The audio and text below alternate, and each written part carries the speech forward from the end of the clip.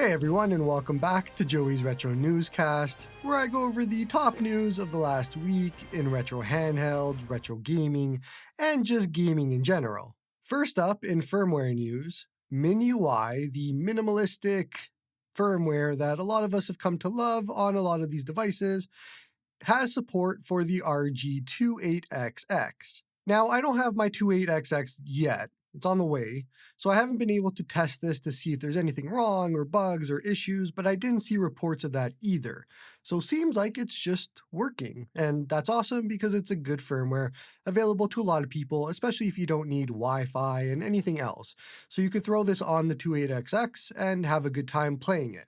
I expect we're going to see a lot more custom firmware coming soon, and speaking of, Nully, which we talked about last week, the developer of Batacera Lite for the 35XX line, is making a custom firmware that's called Nully, and it's going to be on a bunch of different devices. But anyways, there is alpha support right now for the 28XX. Some minor things that you should be aware of in the post that he had, but this isn't a general public release. So leave it to testers and people who want to check things out, see if it's going to break anything, bugs, and all of that. That's the whole point of an alpha. So if you're somebody who's maybe a little bit green to the scene and not really familiar with technical stuff and all of that, I would wait until a full release is out.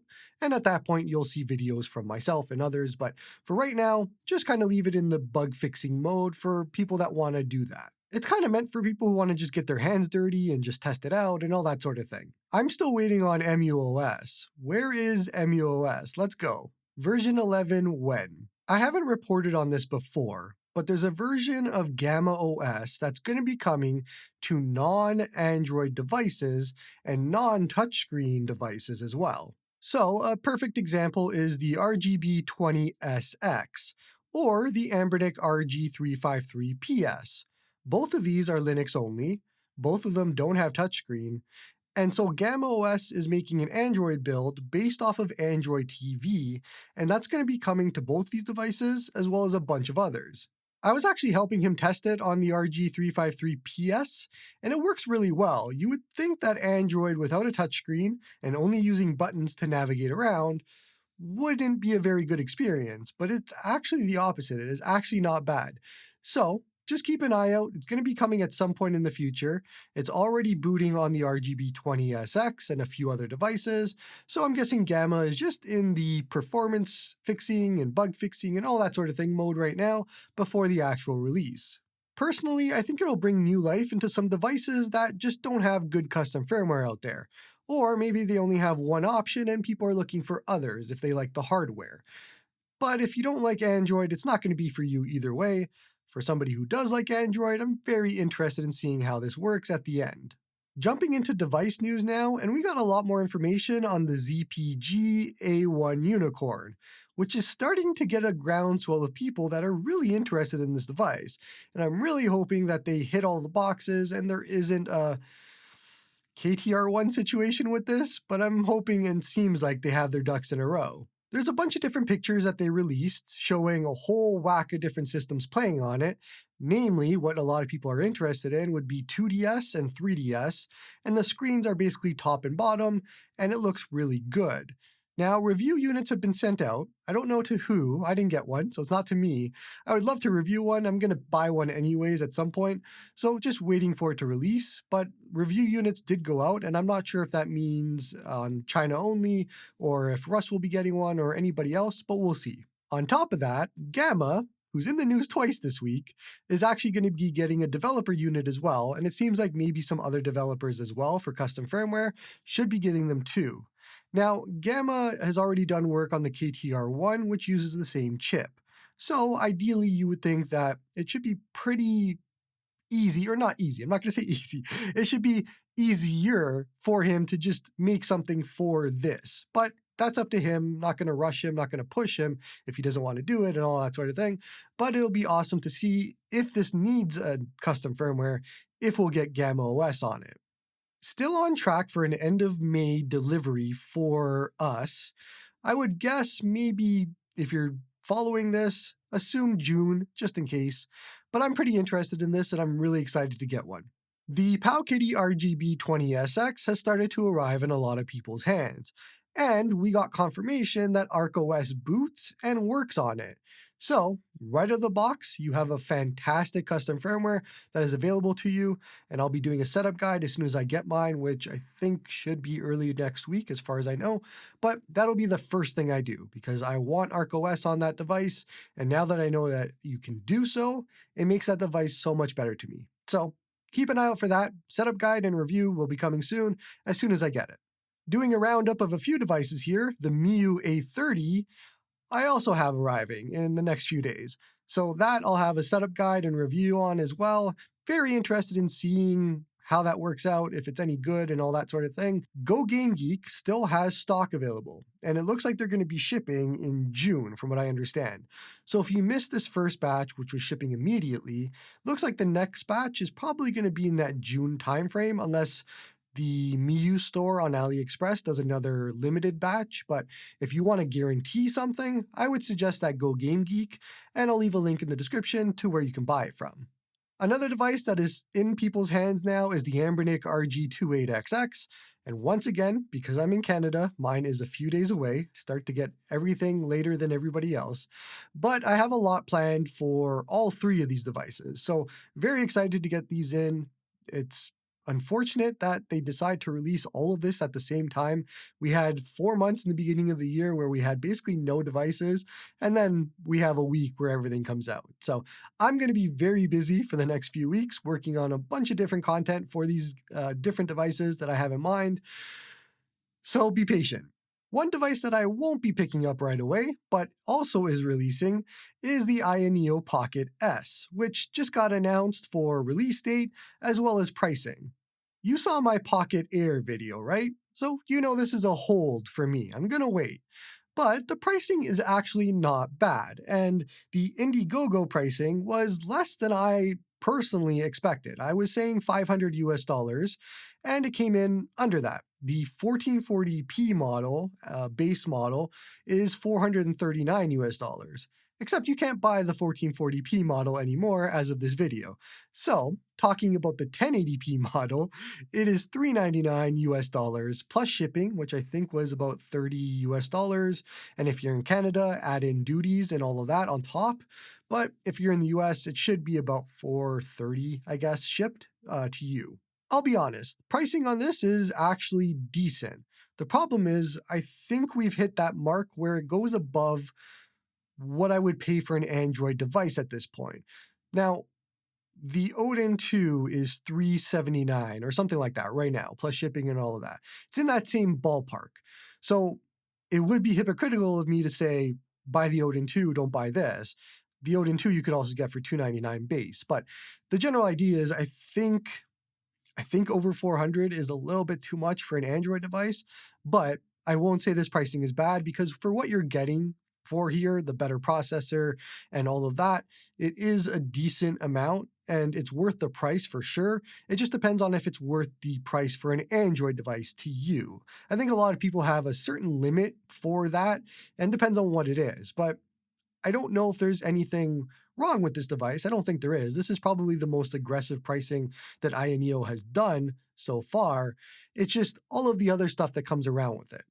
For me, it's purely a financial decision. Spending a lot on an Ioneo device, doing a video which never does well for Ioneo devices, and trying to recoup some of those costs if it's a device that I'm not going to keep or if I don't want it and all that sort of thing. So that's mainly the reason I'm not buying one at launch, and I'll just wait for some sort of discount or buy it off the marketplace and do a video in 6 months about how good it is at that point because it's cheaper, but all that sort of thing, we don't know. Either way, if you're interested in this device, it seems like a lot of people are, and it seems like it's a bit of a hit for Ioneo, which is great. Then check it out and purchase one if you want. But it seems like you missed the 1440p, which was a limited model, unfortunately. These are estimated to ship in June. If my videos have been helping you, consider supporting me on Patreon, or just give this video a like and a sub. Either or both help my channel grow. First up in game news, in the we all knew this but we finally got confirmation category, Hi-Fi Rush is coming to Switch, and it's actually confirmed this time because we got a PEGI rating and all of that sort of thing, which makes it weird as to why Xbox didn't just say so in their State of the Union address, or whatever it was, a few months back, when they could have just said, hey, yeah, it's coming to Switch as well. When and how much? No idea, but we'll find out more soon. In news that I am no way an expert in because I don't play this game and I don't follow this community, but it seems like Escape from Tarkov is kind of imploding at the moment. Outside looking in, let me see if I can summarize it a little bit. So they announced an edition of the game that costs $250 US. That has an exclusive PvE mode, and it was a bait and switch because apparently they sold a different edition previously that was supposed to include all DLC and all of that as a part of the season pass. But Tarkov is saying that no, this isn't DLC, it's just a game mode. So they're kind of trying to change the definition of what a DLC is. They basically kept doubling down and saying that it's a game mode, it's a feature, it's not DLC. And so this $250 edition package, whoever bought that, is getting whole content that puts them ahead or better content, all that sort of thing that nobody else is getting when they were promised future DLC and content. So the entire community is imploding for good reason and seems like it's a big disaster right now. That's my summarization of what's going on from outsider looking in, just kind of checking in a little bit. If you want to know more, I would suggest obviously looking at a few different articles and all that sort of thing. But like a car crash, sometimes you just can't look away. There's been some Nintendo Switch 2 rumors circling around, and personally, I am not a big fan of rumors, especially when it comes to Switch and all that, but it's a slow week, so we'll talk about it a little bit.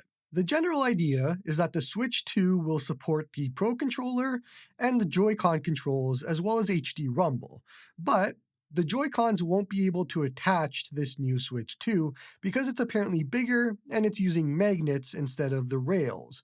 So you can only use these in wireless mode. In really good news, at least for a rumor, it's going to be backwards compatible for physical and digital versions of your games, which is great because if they didn't do that, that would be a complete disaster. Overall, it's supposed to be an incremental and conservative upgrade over the Switch.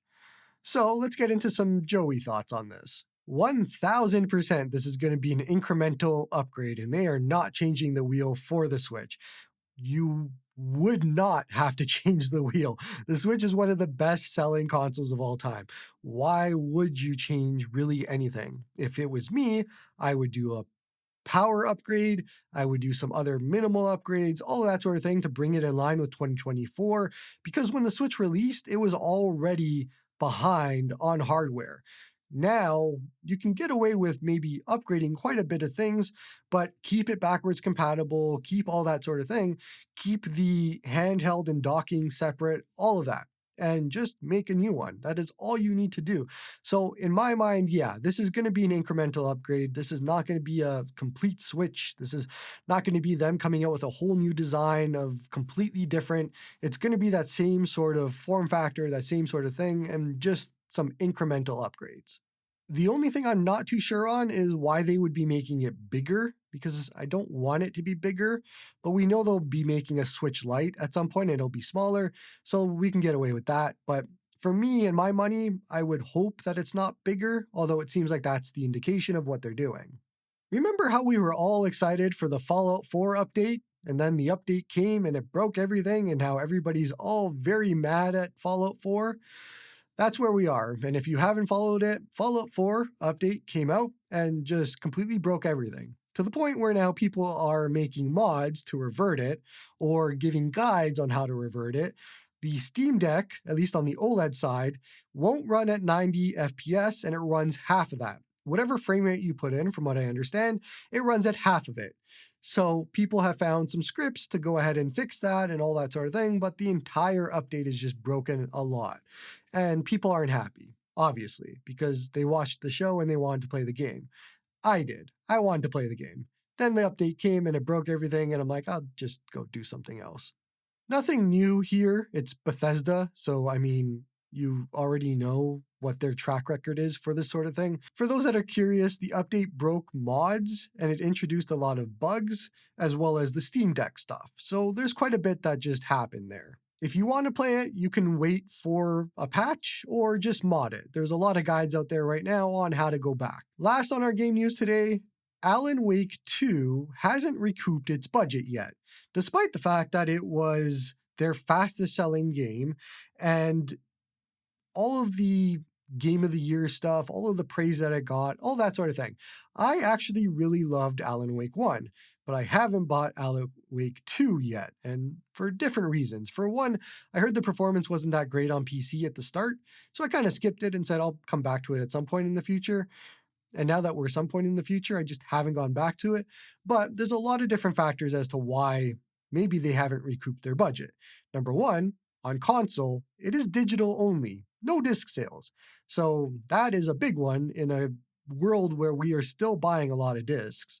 And number two, it is only being sold on the Epic Games Store on PC. So for the contingent of people who are Steam only, and I'm not part of this group, but there is a majority of people that are, I am only going to buy games on Steam. Well, they're not going to buy this because it's not on Steam. So if they want to recoup their budget, maybe sell it on disc and maybe put it on Steam. I think those are two very smart decisions. But I haven't played it yet and I haven't bought it, so I think I'm part of the problem as well. By the way, did I miss a topic that you want to hear discussed? Top comment with the words newscast topic will be featured on next week's show. That's all from me, Columbus.